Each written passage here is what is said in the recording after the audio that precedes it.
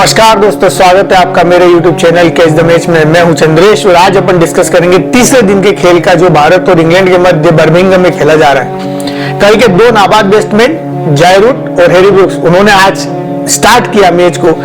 कल उनके 3 विकेट गिर गए थे इंग्लैंड के और वहां पे इंडिया ने प्रेशर बना लिया था। तो आज कल जैसे तैसे उन्होंने आखिरी के आधे एक घंटे का खेल बचा के रखा। खेल रहे थे स्लो जाय रूट और हैरी ब्रुक्स, उन्होंने आज स्टार्ट किया लेकिन आज वो ज्यादा कुछ कर नहीं पाए। जाय रूट जो कि साथ देना था हैरी ब्रुक्स का, लेकिन वो जम नहीं पाए और आउट हो गए सिराज की गेंद पे। और आप देखिए बहुत अच्छा खेल रहे थे, उन्होंने टोटल 22 रन बनाए थे लेकिन, और वो एक चौका मार के आउट हो गए। लेकिन इसके बाद खेलना है बेन स्टोक और बहुत शानदार बाउंसर पे आउट हो गए बेन स्टोक। पहली ही गेंद पे मोहम्मद सिराज की बहुत शानदार बॉलिंग डाली मोहम्मद सिराज ने वाली, और इस प्रकार से 84 पे 5 विकेट हो गए। 84 पे 5 विकेट होने के बाद पूरी तरह से दबाव इंग्लैंड पे आ गया।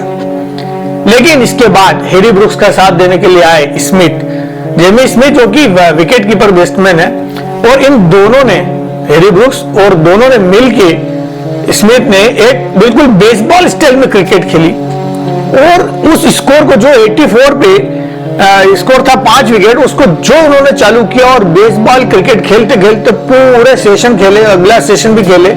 और आप देखिए सिर्फ 368 गेंद पे 303 रन की उन्होंने पार्टनरशिप बनाई और दोनों ने ना सिर्फ 100 मारी, इवन 150 रन भी क्रॉस कर दी दोनों ने। शानदार बैटिंग उन दोनों ने की और सिर्फ 368 गेंद पे 303 रन की पार्टनरशिप की। और आप देखिए दोस्तों कि एक 387 पे जाके हैरी ब्रुक्स जो कि बहुत अच्छा खेल रहे थे वो आउट हो गए। बहुत अच्छी बैटिंग कर रहे थे, 158 रन पे 17 चौके, एक छक्का मार के 158 रन की उन्होंने रन बनाए। बहुत अच्छी बैटिंग की उन्होंने। लेकिन उनके आउट होने के बाद फिर खेलने आए जितने भी बैट्समैन, चाहे वो क्रिस वोक्स भी ज्यादा कुछ कर नहीं पाए, वो साथ निभा नहीं पाए जेमी स्मिथ का, वो एक स्टैंड पे खड़े रह गए और सिर्फ 5 रन बना के आउट हो गए क्रिस वोक्स। लेकिन उसके बाद के जो 3 बैट्समैन थे इनके, ब्रायन केस, जॉस टंग और शोएब बशीर, ये तीनों ही 0-0-0 पे आउट हो गए। तो आप पहले हिस्ट्री में आप देखिए, इतने साल से इंग्लैंड क्रिकेट खेल रही है, 10 खिलाड़ी जो आउट होते हैं उसमें से 6 खिलाड़ी 0 पे आउट हुए। बहुत बड़ी बात है, आज तक के इतिहास में इंग्लैंड ऐसा नहीं हुआ कि 6 खिलाड़ी इनके 0 पे आउट हुए। तो एक चीज तो ये, और दूसरा इनकी जो पार्टनरशिप हुई है 303 रन की, 368 गेंद पे सिर्फ 368 गेंद खेली उन्होंने।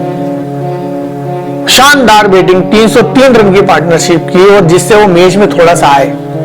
लेकिन पूरी टीम यहां पे आउट हो गई और पूरे टीम का जो स्कोर रहा वो रहा 407 रन, और इस प्रकार से इंडिया को 180 रन की यहां से लीड मिल गई है।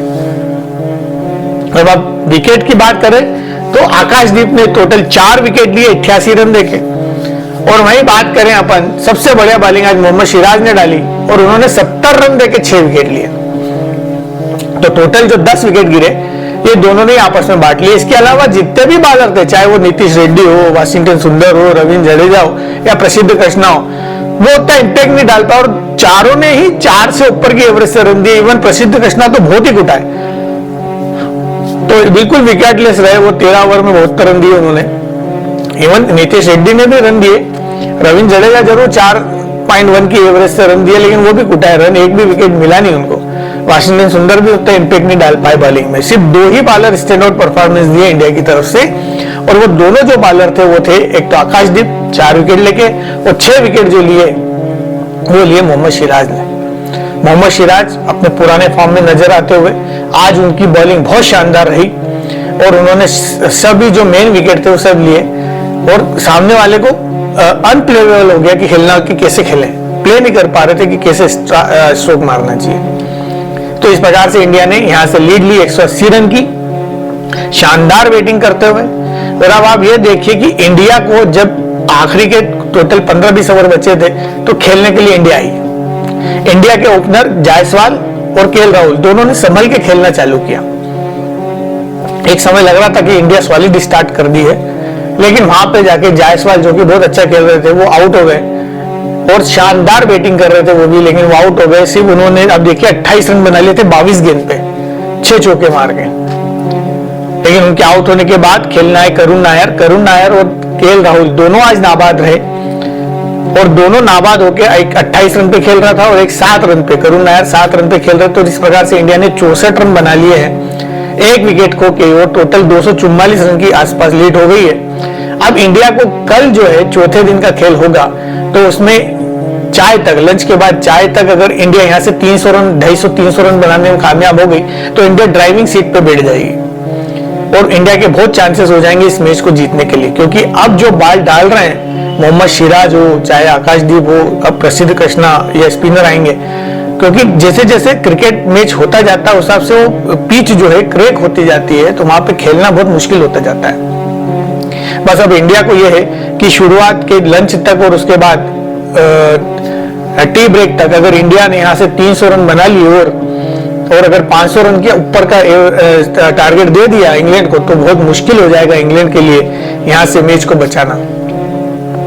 और फिर उसमें 2 ही ऑप्शन नजर आएंगे, लेकिन ये क्रिकेट है कुछ भी हो सकता है, क्योंकि आज उसका नजारा आप देखिए बैटिंग में जेमी स्मिथ और हैरी ब्रुक्स ने दिखाया कैसे बेसबॉल क्रिकेट उन्होंने खेली और 303 रन उन्होंने सिर्फ ऑलमोस्ट 60 ओवर में बना लिए थे।